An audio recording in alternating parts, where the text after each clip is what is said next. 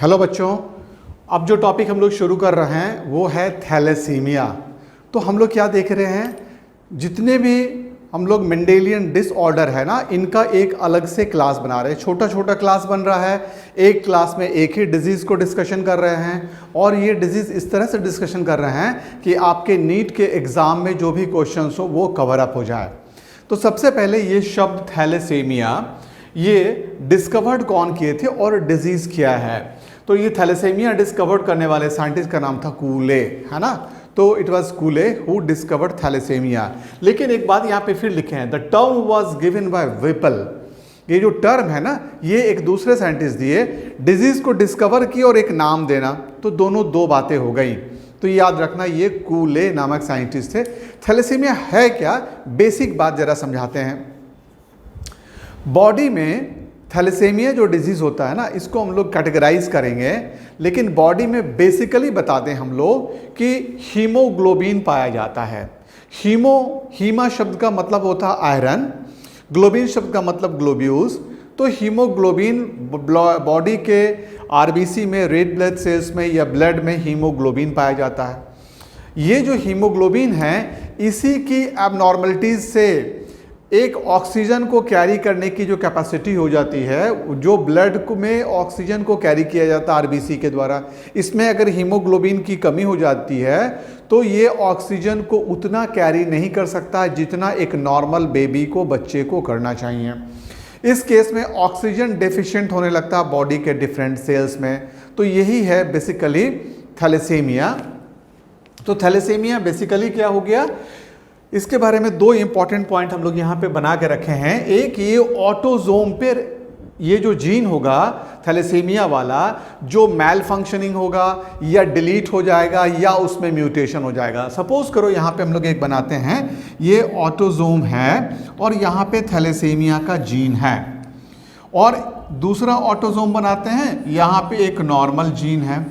अगर normal gene में mutation हो जाए, है ना, जो नॉर्मल हीमोग्लोबिन वाला जीन है उसमें म्यूटेशन हो जाए या उसका डिलीशन हो जाए, और थैलेसीमिया वाला जीन जिसके चलते थैलेसीमिया होता है वो अगर वहाँ पे आ जाए, तो बॉडी या ऑफस्प्रिंग थैलेसीमिया नामक डिजीज से ग्रसित हो जाएगा। तो इसको हम लोग अच्छे से समझने के लिए हम लोग पॉइंट वाइज इसको डिस्कशन करते हैं।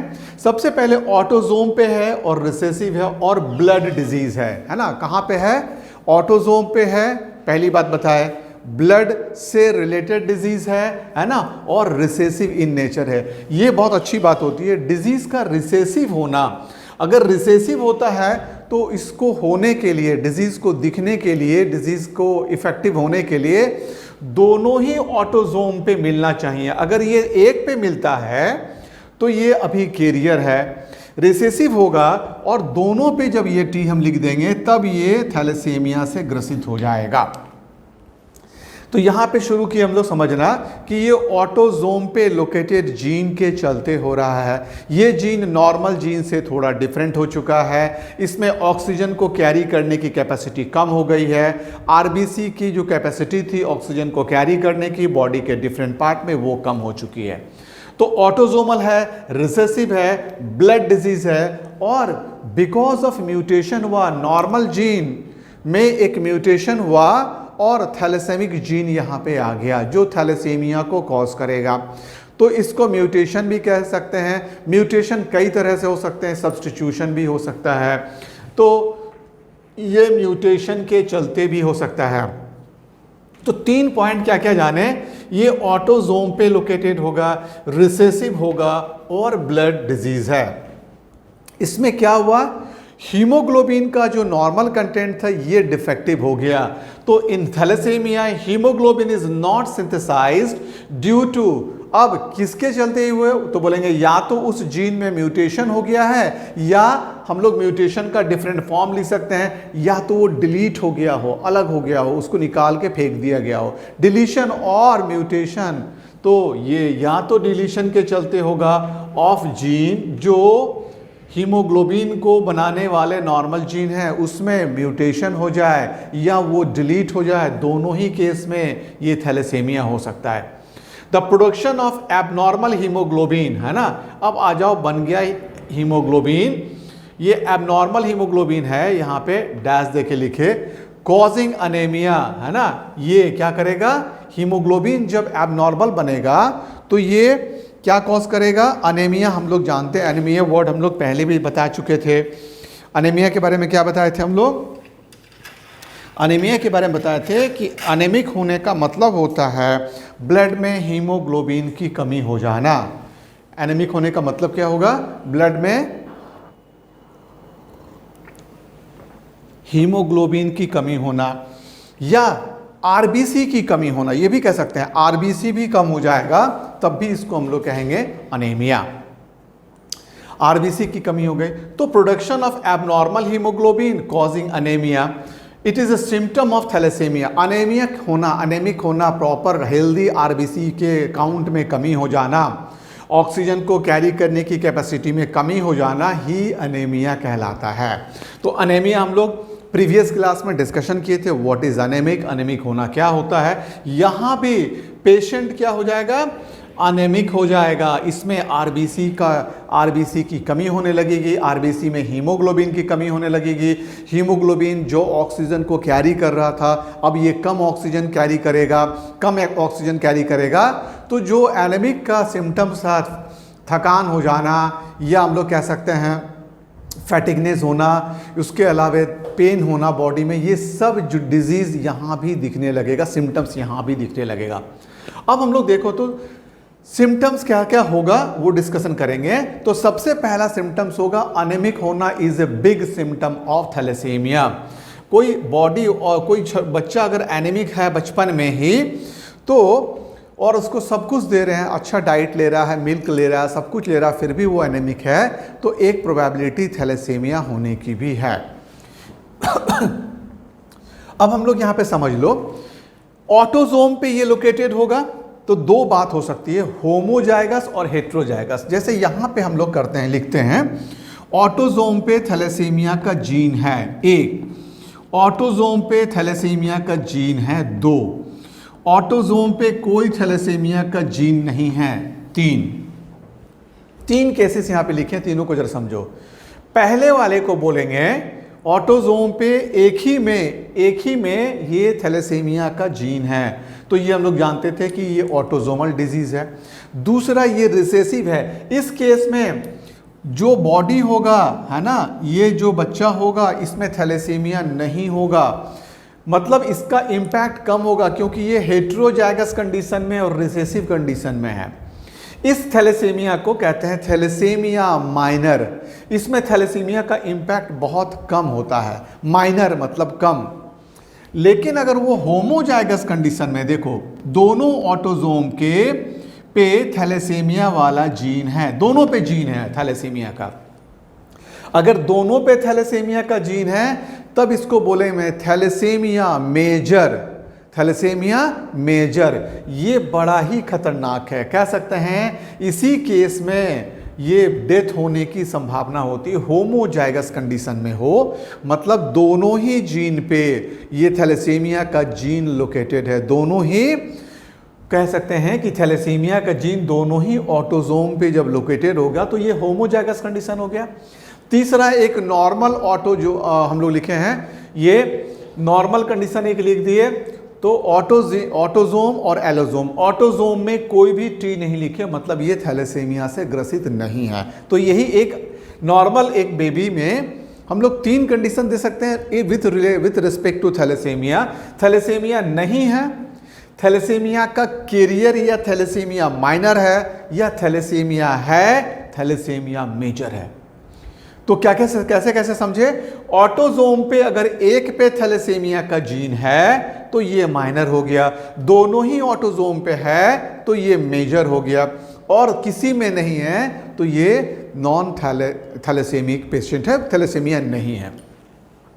अब हम लोग यहां पे आ जाओ, इन हेट्रोजाइगस समझ में आ गया, एक पे है दूसरे पे नहीं है, प्लस XY एक मेल का केस ले लिए, थैलेसीमिया माइनर कहलाएगा और ये माइल्ड इंपैक्ट होगा, इसमें जो होगा माइल्ड इंपैक्ट होगा। इसके ऊपर लिखे होमोजाइगस कंडीशन में दोनों ए पे ये मेंशन कर दिए और एक्स और वाई लिखे, एक मेल को दिखा रहे थे। ये चाइल्ड कैसा होगा, ये डिजीज्ड होगा, बहुत सीवियर डिजीज होगा इसको थैलेसीमिया का। तो सीवियर को बोलेंगे थैलेसीमिया मेजर। ये बचपन में ही इसका डेथ हो जाएगा, डेथ इन चाइल्डहुड, है ना, बचपन में ही इसका डेथ हो जाएगा। तो अगर कोई बेबी बचपन में मरा तो जान जाना अगर थैलेसीमिया से, it is a cause of thalassaemia major. Both the autosome contain thalassaemic gene, दोनों में ही ये जीन था। तो मेजर और माइनर समझ में आ गया। अब जरा ये किसको इंपैक्ट डाल रहा था, सारा का सारा इंपैक्ट हीमोग्लोबिन पे हो रहा था। तो जरा हीमोग्लोबिन समझते हैं। हीमा शब्द का मतलब होता आयरन, ग्लोबिन्स का मतलब छोटे छोटे दाने। आयरन कंटेनिंग ये ग्लोबिन्स होते हैं जिनको हीमोग्लोबिन्स कहते हैं। इनमें आयरन कंटेनिंग हीमा रिंग मतलब हो गया आयरन रिंग है। हीमा शब्द का मतलब बताए थे आयरन होता है ना। तो ये आयरन रिंग होगा।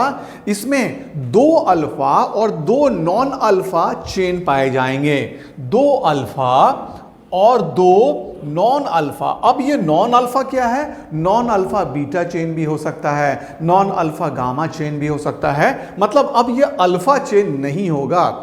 तो ओवरऑल ये दिखा रहे हैं हम लोग आरबीसी में एक हीमा रिंग और 2 अल्फा, 2 अब देखते हैं क्या क्या हो सकता है, बीटा भी हो सकता है।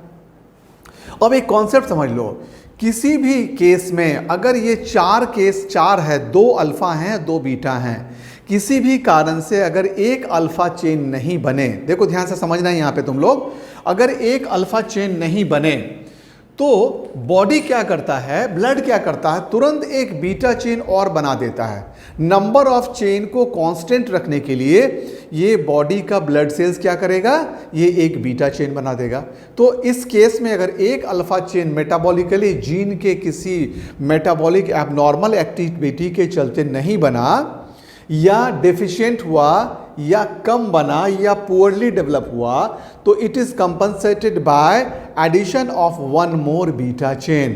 तो अब देखो, एक alpha chain, 2 normal beta chain और एक अभी अभी बना हुआ नया बीटा चेन। ये जो नया बीटा चेन बना ये इनसॉल्युबल होगा। ये क्या हो जाएगा, अब ये आरबीसी में प्रेसिपिटेट कर जाएगा, आरबीसी में इकट्ठा हो जाएगा और धीरे धीरे आरबीसी के पूरे मेम्ब्रेन को ब्रेक कर देगा, तोड़ देगा, लाइसिस कर देगा। तो आरबीसी टूट गया। आरबीसी टूट गया तो आरबीसी का कंटेंट किसी जगह पे अगर 100 सेल्स थे और उनमें से 50 या 60 ब्रेक कर गया तो 40 ही बचा। कितना बचा, 60 ब्रेक कर गया तो 40 बचा। तो ब्लड में, बॉडी में आरबीसी की कमी हो गई और आरबीसी की कमी ही एनीमिया है। क्या क्या हुआ, फैक्ट को समझो, क्या बताए, जरा ध्यान से देखोगे तो पूरा कॉन्सेप्ट क्लियर हो जाएगा। फिर ये बोर्ड वर्क बहुत इजी लगेगा।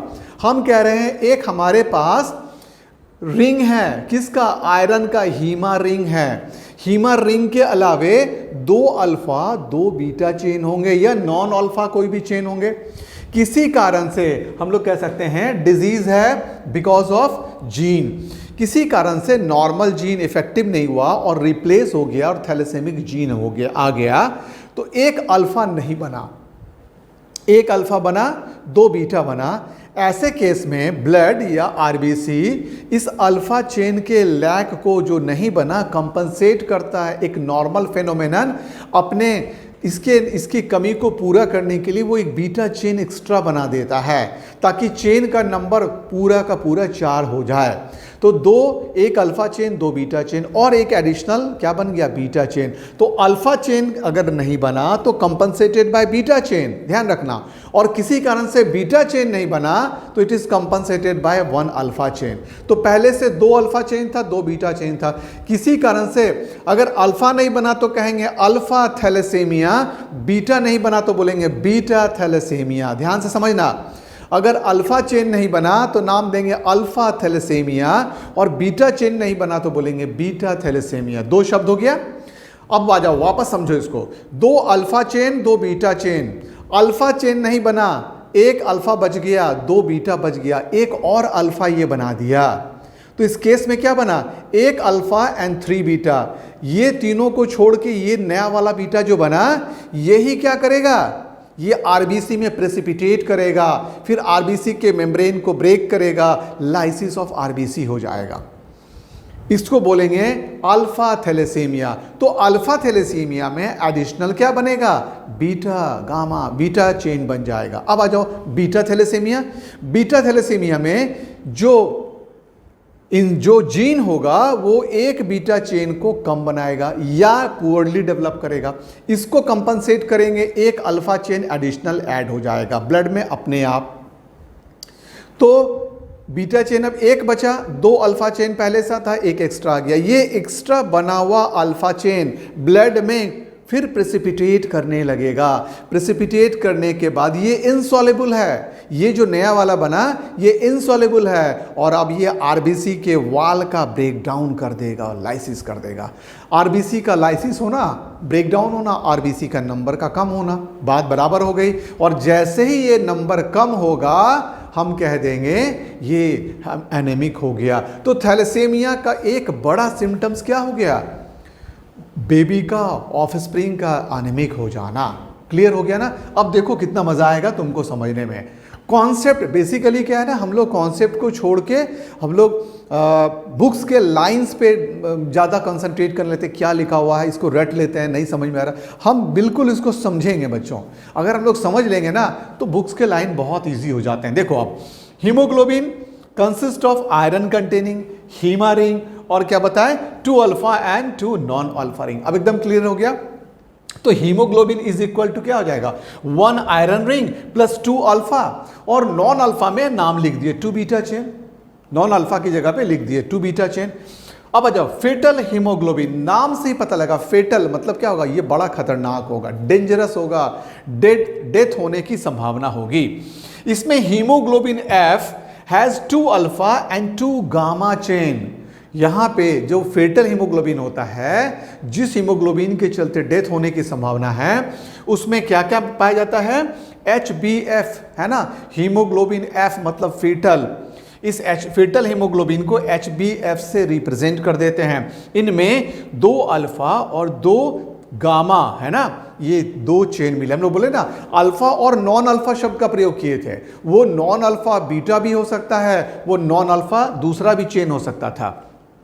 एक लिखते हैं एडल्ट हीमोग्लोबिन HbA, इसको रिप्रेजेंट करते हैं एडल्ट हीमोग्लोबिन को। इसमें क्या होता है, इसमें 2 अल्फा एंड 2 बीटा चेन। एक नॉर्मल हीमोग्लोबिन, एक नॉर्मल एडल्ट में 2 अल्फा और 2 बीटा चेन होंगे। ये नॉर्मल एडल्ट होगा, इसमें कोई डिजीज नहीं है। तो एडल्ट हीमोग्लोबिन में इसको हम लोग रिप्रेजेंट करते हैं HbA से।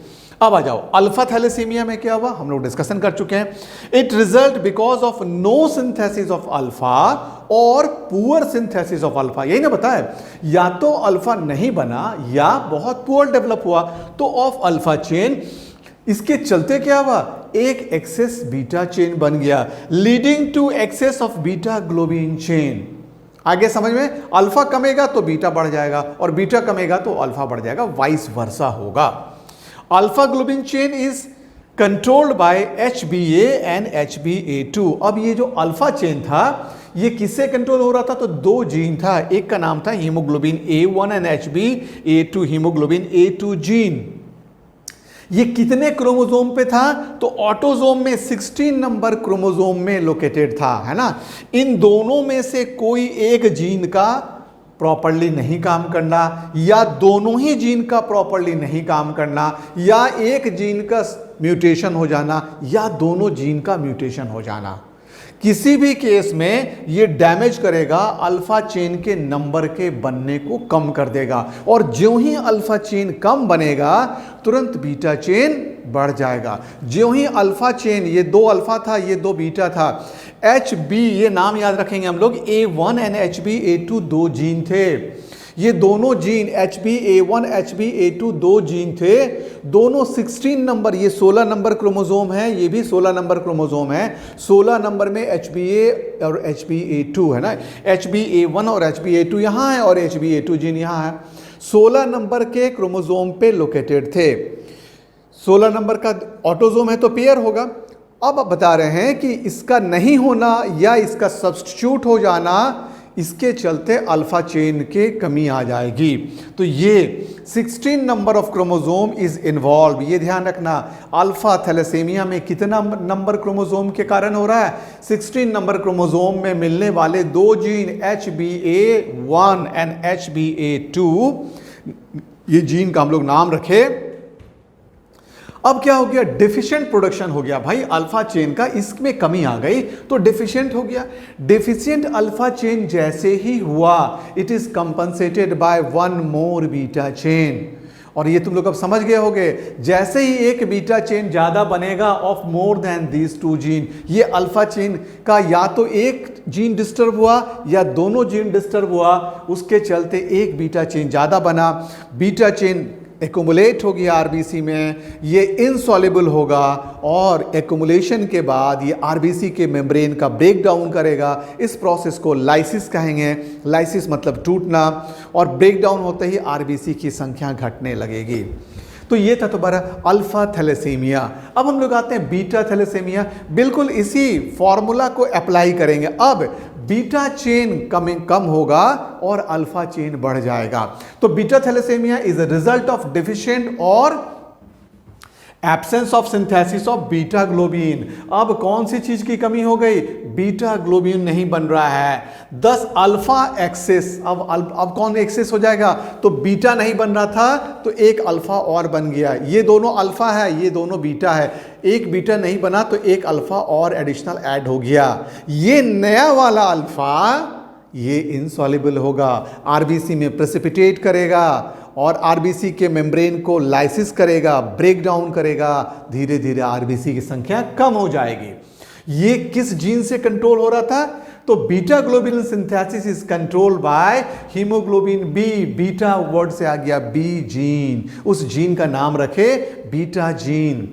किस क्रोमोसोम में ये लोकेटेड है? अल्फा में बताए थे ये 16 नंबर क्रोमोसोम में लोकेटेड था और ये जीन 11 नंबर। तो ऑटोसोम 11 नंबर पे ये अगर होगा दोनों पे तो ये डिजीज करेगा बीटा बीटा बीटा। तो alpha thalassaemia and beta thalassaemia. हम लोग एक मेल दिखा रहे हैं, ऑटोसोम 11 नंबर पे ये बी जीन लोकेटेड है, बीटा थैलेसीमिया वाला जीन लोकेटेड है। नेचुरली ये बेबी बीटा थैलेसीमिया से ग्रसित होगा। म्यूटेशन और deletion of the two gene, मतलब एक बीटा चीन, बीटा ग्लोबिन हम लोग बोल रहे थे HBB, ये जो म्यूटेशन के चलते आया, इसी के चलते एक्सेस ऑफ अल्फा चेन बनेगा। नहीं, ये म्यूटेशन के चलते आया है HBB। Result of reduction of one chain, ये जो बात बार बार बोल रहे थे, इज एक्सेस ऑफ अदर। एक ब्लड का नियम है, अल्फा चेन घटेगा तो बीटा को बढ़ा देगा, बीटा चेन घटेगा तो अल्फा को बढ़ा देगा। हर केस में ये अपने नंबर को कांस्टेंट रखने का प्रयास करेगा। जो न्यूली बॉन्ड बनेगा वो इनसॉल्युबल होगा, इनसॉल्युबल होगा इसीलिए आरबीसी में प्रेसिपिटेट करेगा। जाने के बाद आरबीसी के मेम्ब्रेन का ब्रेकडाउन करेगा, लाइसिस करेगा, तोड़ देगा, आरबीसी की संख्या कम हो जाएगी।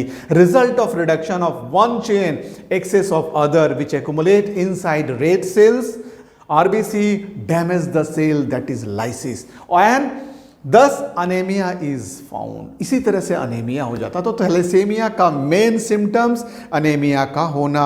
साइंटिस्ट का नाम कूले, प्रोसेस पूरा समझे। और अब इस पे भी तुमको क्रॉस दे सकता है। थैलेसेमिक मेजर दे दिया, is married to a normal, एक thalassaemic major male is married to a normal female. Major जैसे ही बोलेंगे ऑटोसोम, दोनों पे तुमको लिखना है थैलेसीमिया प्लस XY।